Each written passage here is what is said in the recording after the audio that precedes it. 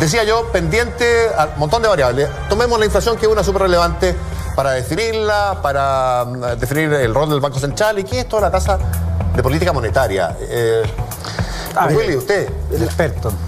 No. A ver, la inflación finalmente corresponde a los cambios de precio, a las alzas de precio o a las bajas de precio. Inflación cuando sube, deflación cuando baja. En simple, porque la verdad es que la deflación tiene otros elementos adicionales, pero fundamentalmente cuando los precios van subiendo mes a mes, eso le llamamos inflación. Esto está expresado, Willy, en porcentaje y es comparativo con el mes o el trimestre anterior o el año anterior. Exactamente. Ahora, ¿por qué es tan importante la inflación? Porque hay muchos indicadores de la economía que están amarrados a lo que pase con la inflación. Por ejemplo, la unidad de fomento. Por ejemplo, algunos salarios, por ejemplo, hay varias cosas que los están... arriendos, las universidades... Todo lo que está expresado en UEF está amarrado a cómo va variando la inflación. Por lo tanto, eso es una de las 3 o 4 variables claves que se llama la economía, que es inflación, tasa de interés y 2 o 3 cosas más que son relevantes desde el punto de vista de cómo mueven la economía. Y el Banco Central es la institución responsable de cómo se mueven esas variables, de medirlas, cuantificarlas y hacer las advertencias cuando se escapan mucho. Y para eso el Banco Central tiene herramientas para poder controlar esos precios. ¿Por qué suben los precios fundamentalmente? Porque la demanda por los bienes y servicios es mayor que la oferta de bienes y servicios. Si yo tengo una panadería, como estábamos delante, y yo produzco 100 kilos de pan al día, cobro un precio X. Si de un momento a otro, en vez de 100 kilos, me demandan 150, mi capacidad de producir 50 más rápido es bastante limitada. Por lo tanto, ¿qué es lo que hago? Subo precios. Eso se llama inflación. Pero que la demanda crezca es uno de los motivos de la inflación. Ahora, ¿cómo se controla la demanda? ¿Cómo hacemos que la demanda no produzca esta presión al alza de la inflación? Fundamentalmente con una herramienta que tiene el Banco Central, que se llama la política monetaria, la tasa de interés. Fundamentalmente con eso. ¿Qué es lo que hace el Banco Central? Dice, si la gente está gastando mucho, yo tengo que hacer que la gente gaste menos. Espérate, está gastando mucho y eso es malo, ojo, porque eso le genera presión a los precios empiezan a subir y al final lo que termina por pasar es que la plata que tú ganas vale menos. Vale menos. ¿Verdad? Entonces, para explicarlo en simple. ¿Y qué es lo que dice el Banco Central? ¿Sabe qué? Yo voy a hacer que la gente gaste menos. ¿Cómo lo hago? Con esa intención. Con esa intención yo subo la tasa de interés. Sigan pudiendo comprar lo mismo. Exactamente. Yo subo la tasa de interés. El mecanismo es bastante más sofisticado porque lo hace a través de papel, es una cosa bastante más sofisticada, pero en el fondo el Banco Central da ciertas acciones, ciertas herramientas y hace que la tasa de interés suba. Cuando la tasa de interés sube, las personas en el día a día se dan cuenta de lo siguiente, que aquellas que estaban financiando con crédito, con la tarjeta de crédito que van a comprar, se les hace más caro el consumo. Por lo tanto, tienen que obligadamente consumir menos. Cuando sube el Banco Central, Willy, para ponerlo en ejemplo, van subiendo conforme pasan las semanas y los meses. No es al tiro. Pero las tasas cortas que se llaman, las tasas de interés de tarjetas de crédito. La tarjeta de crédito, la línea de crédito, crédito de consumo, todo eso. Correcto. Y la gente, por lo tanto, gasta sube el precio del dinero. Aquí hay una forma de explicarlo maravillosa. Y le sube el crédito a las empresas también, el costo del crédito. Es que para las empresas la inversión se les hace más cara. Porque, por lo tanto, también disminuye la inversión, que es un elemento que no deseado. Pero en eso yo una vez le escuché una explicación magistral a Tomás, que en el fondo la movilidad de las tasas de interés no es como el precio de las bombas de benzina, que sube el precio de la benzina o baja, se sube un bombero a una escalera, cambia un número y ya bajó, o ya subió. Claro. Las tasas de interés tienen un rezago mucho mayor, que pueden pasar 6, 3, 4, 5, 6 meses en que se note. Por eso que el Banco Central mueve como un transatlántico con las tasas de interés, porque cada vez que quiere girarlo, hace ciertas cosas, pero la verdad es que hasta que se materializa pasa mucho tiempo. Pero los agentes económicos se dan cuenta que si el Banco Central sube la tasa, en algún momento, hoy día, la gente algo intuye, me va a pegar.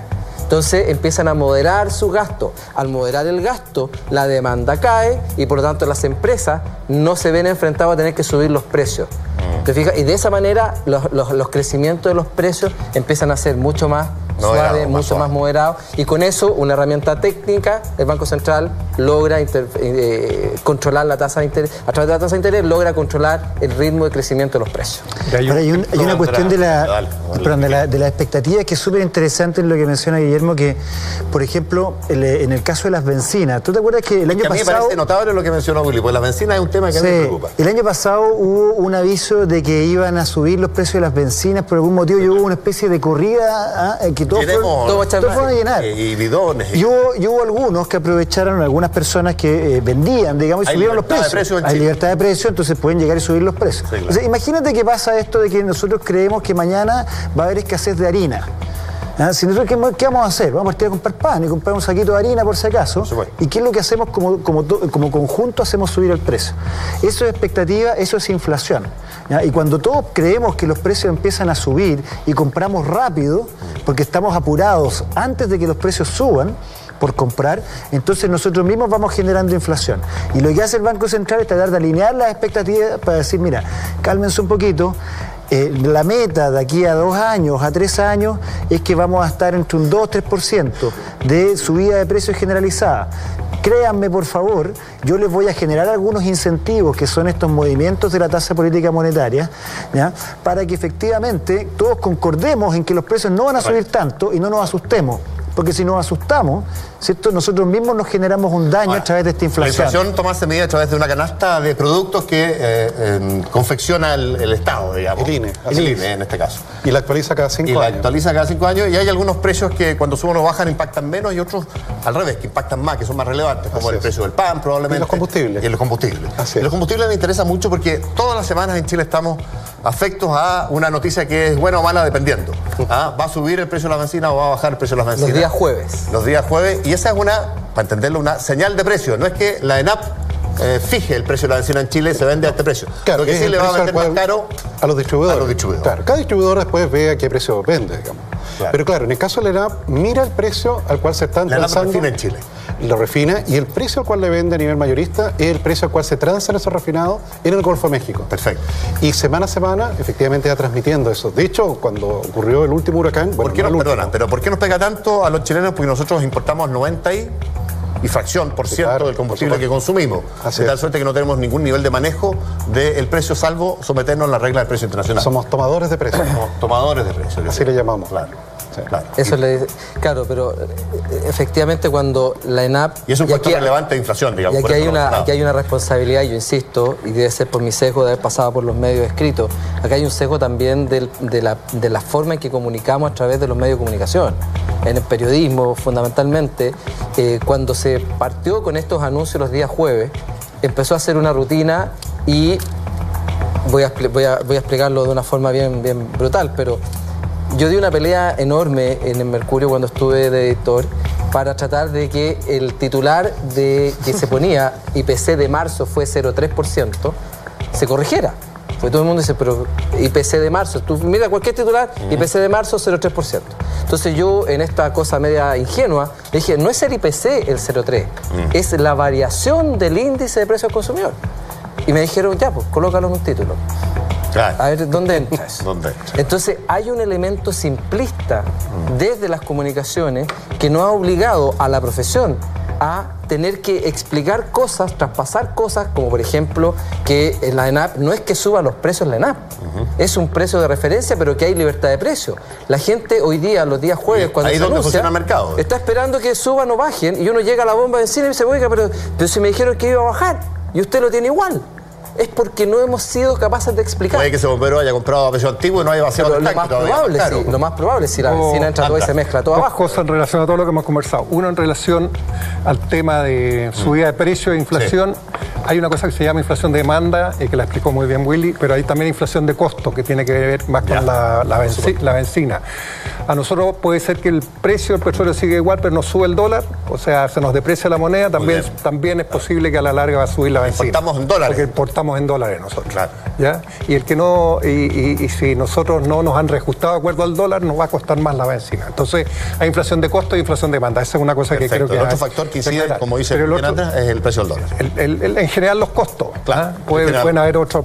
Salarios puede ser. Pero yo te quiero dar un ejemplo muy claro de la importancia que tiene la inflación, la indexación y los activos. Yo vengo de varias generaciones atrás, más jóvenes que todos los panelistas. Pero un poco más de cana. Soy más decano.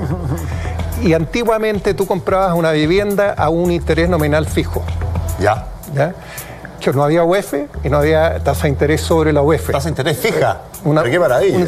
Claro. Si era baja. Entonces, ¿qué pasa? Tú compras y había inflación de 30. No era baja. Era habitual 25, 30%. Ya. No, eran bajas a veces. Así, ya. Entonces, a ti te reajusta. El sueldo sí era indexado. Correcto. Entonces la recomendación que te hacía, y te lo digo porque se lo hicieron a mi padre cuando llegó a Chile en los años 41 y los 50, cuando compró vivienda, es cómprate una vivienda porque no la vas a pagar. ¿ah? Y no es que no la pague, pero paga mucho menos que el valor real. ¿Por qué? Porque compraba la vivienda, se la reajustaban conforme a un interés nominal fijo y su salario con la inflación del 30% subía mucho más y al final lo que pagaba la proporción de eso se corrigió después con la UEF, con las letras hipotecarias y con muchos otros instrumentos. Entonces ahí tú tienes un ejemplo muy importante de qué es la inflación, la importancia de la indexación, no solamente los salarios, sino que los activos físicos y financieros, para que realmente hayan los precios de escasez que la economía debe manifestar. Ahora hay una cosa importante, yo creo, señor Lavín, en términos de este tema de cómo la tasa de interés, que explicaba Willy, afecta el comportamiento de las personas. Porque si usted se fija, señor Lavín, si yo lanzo este lápiz, me cae en la mano. Me cae en la mano y puedo predecir efectivamente dónde va a caer. Puedo repetirlo. ¿Qué velocidad más o menos? ¿Qué impacto? De hecho, si usted fija, hay tipos que se han dedicado a esto varios miles de años. De hecho, si nosotros fuéramos biólogos, podríamos hacer experimentos para poder ver qué tan acertadas son nuestras predicciones. Pero en economía no es tan fácil hacer experimentos. Entonces, ¿qué es lo que hacemos en economía? En economía es como los que estudian los terremotos. Tenemos que esperar que ocurra un terremoto y vamos a mirar qué ocurrió allí. Y en el mundo hoy día ha pasado un fenómeno muy inusual. Esto es tasas de interés prácticamente iguales a cero. Que no reactivan. En Estados Unidos, en Japón. Bueno, de hecho, en Japón es ligeramente negativa la tasa de interés. En Brasil también. Un rato más o menos largo. ¿Te fijas? Entonces, vamos a mirar allí y decir, oye, pero mira, espérate, han bajado la tasa de interés a cero y esta economía no se reactiva. Perdona, hay que suponer entonces, Tomás, que la tasa de interés cuando es muy baja, el dinero es muy barato, digamos, y por ende es conveniente endeudarse, gastar, comprar, y por ende se reactiva, pedir crédito, y se reactiva, florece todo. Pero eso no ocurre pese a que masivamente en el mundo las tasas son bajas. ¿Y cómo te explica eso? Bueno, ese es el problema. No. Eso es lo que nadie sabe explicar. Eso tiene que ver muchas veces con las oportunidades de inversión. O sea, la gente que demanda dinero son aquellos que tienen un proyecto de inversión súper interesante. Entonces, si yo tengo, ¿para qué voy a pedir plata prestada si no tengo un proyecto de inversión muy interesante?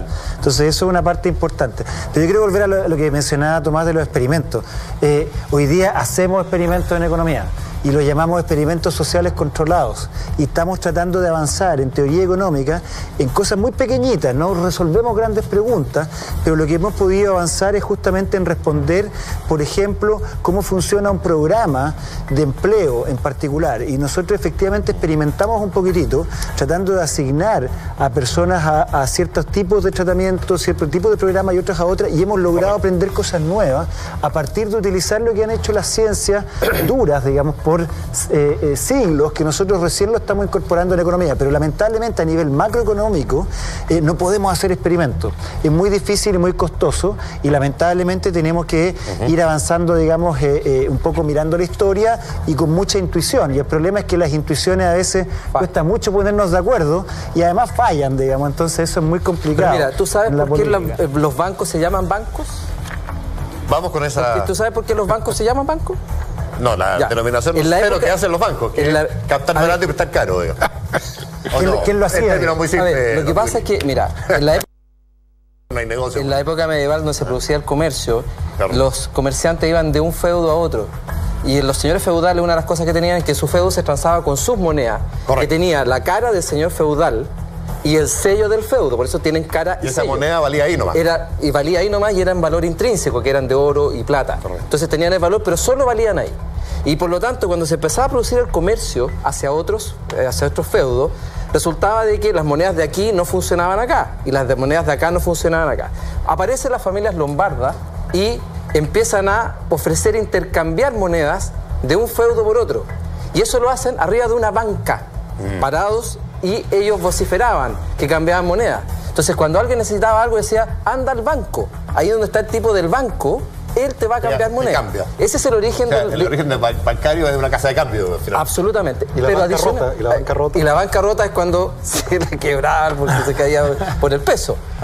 Y lo otro, Juan José, es que, y aquí no quiero hacer una apología y una alabanza a los bancos, pero también hay que reconocer que los bancos tienen una función de intermediación financiera, que fundamentalmente significa tomar a los que les sobra a través del ahorro y prestarle a lo que les falta a través de del crédito. Por lo tanto, ¿qué es lo que hacen los bancos? Minimizan la cantidad de transacciones que tendría que hacer una persona que necesita plata para ir a preguntarle a cada uno quién tiene la cantidad de plata que uno necesita. O al revés, minimizan el costo de transacción de una persona que le sobra plata y que quiere prestarle a alguien y tener que ir a preguntarle uno por uno, usted cuánto necesita, usted cuánto, y buscar a aquel que más le convenga. Los bancos tienen ese rol. Por lo tanto, la plata que prestan, y esto pasó en la crisis de los 80, la gente pensaba que la plata la prestaba el banco. Y lo que decidieron de no pagar en la crisis de los años 80, en realidad lo que estaban haciendo es que el banco no podía responderle a los que habían ahorrado. Y de ahí que fracasa el sistema y que tiene que intervenir el Estado porque es una crisis mayor. Por lo tanto, los bancos hacen una intermediación, no prestan su plata. A usted cuando le pasan plata a un banco en un crédito, no le presta la plata al banco.